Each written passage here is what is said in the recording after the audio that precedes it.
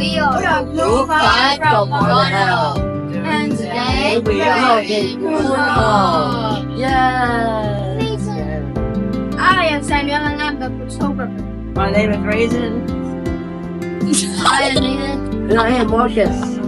We are the interviewers. Yeah. And that's It's Toronto. It's a recording, guys. Yes. And then we also have our editor, Felix, who is way too busy, so he can't show up today. Unfortunately. Yeah, very unfortunate to hear that.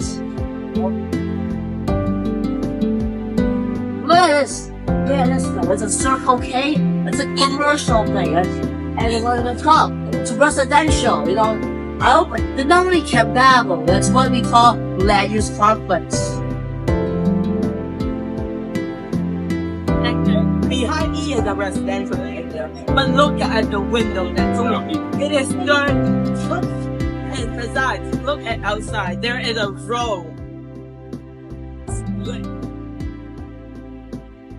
where vehicles will pass. This creates a problem of air and noise pollution. 咁你覺得觀塘有咩即係問題，例如衞生啊、交通嗰啲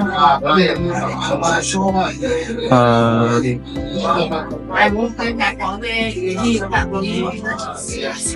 衞生嗰邊你見到嗰邊垃圾桶都幾多外置嘅垃圾放喺度嘅，可能要增設幾個垃圾桶可能。你覺得政府應該做啲咩？即係整好呢啲咁嘅你啱所講嘅問題。好似頭先講嘅，我覺得應該喺街度增設多啲垃圾桶咯，唔好咁啲市民可以更好咁拋棄垃圾，唔係將個垃圾桶周圍衞生搞到咁樣做咯。咁你覺得你即係第一場觀塘，你對佢個印象係即係有咩感覺？條街道比較窄咯，人比較多咯。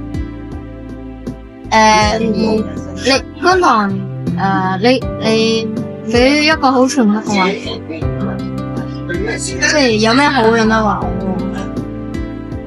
觀塘作為一個人流幾多，我覺得交通會相對比較方便咯。咁好彩嘅就係可能路邊就因為人多，所以比較逼啦，同埋有啲冷氣滴水嗰啲等等嗰啲衞生未做得太好啦。政府你覺得即係啱啱你講咗佢應該要做咩？咁你覺得佢即係佢之前做過啲咩？令到而家咁樣佢做過啲咩會即係令到而家咁樣？即係之前有咩問題，而家整好咗啦。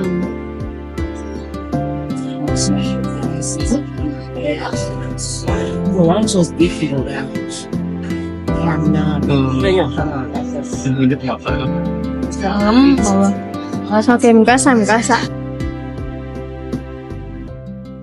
其實繁忙時段比較多。有冇特別話邊條路啊嘛？就開源道啦，係咯。咁你覺得你或者政府應該做啲乜嘢可以緩衝或者解決呢個問題嘅咧？我又因為我喺觀塘上班，咁我平時咧都係坐地鐵嘅，咁路面情況咧我又唔係好熟悉嘅，所以咧我希望政府係即係繁忙時間睇下點樣疏導咯，係啊。就你以上講嘅呢啲問題，你覺得會帶嚟啲乜嘢負面嘅影響啊？你講緊係例如交通阻塞啊，有啲狹窄嘅道路或者咪令到駕駛人士唔方便咯。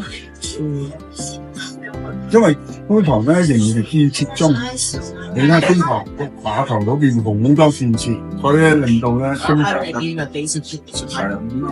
你覺得觀塘而家呢個狀況，你覺得滿唔滿意啊？當然唔滿意啦，即係要等政府去逐步改善咯。咁你覺得呢個舊城有乜嘢好嘅地方？有人情味啦，舊城雖然我唔係喺呢度住嘅，有人情味嘅呢個舊城都係，你可以去周邊訪問下其他瞓嗰年紀嘅人，我相信佢哋都覺得呢頭應該有人。你有冇自己去過天河舊區？好少啊，去過一兩次啊。係我覺得係有少少文化嘅位置。係㗎，你哋可以去咯，可以去參觀下啊。OK，就係咁係咪？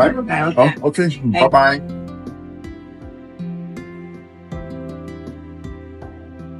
Yes, yeah. Only a little of them would like to take the interview.